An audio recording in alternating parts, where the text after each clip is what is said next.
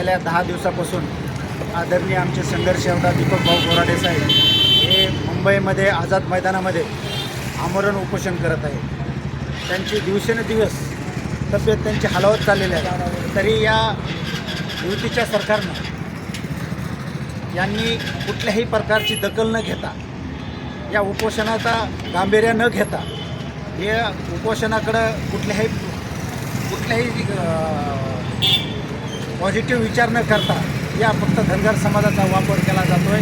गेल्या 2014पासून आदरणीय आजचे मुख्यमंत्री देवेंद्र फडणवीस साहेब नुसतं आश्वासित करतात की या धनगर समाजाला ST आरक्षण देणार, आम्हीच देणार.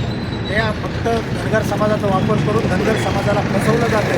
म्हणून या धनगर समाजाच्या निषादार्थ आदरणीय दीपक भाऊ बोराडे साहेब यांच्या नेतृत्वाखाली या प्रशासनाचं लक्ष वेधण्यासाठी आम्ही टावर या ठिकाणी टावरवर चढून निदर्शने केले आणि या सरकारचा जाहीर निषेध केला.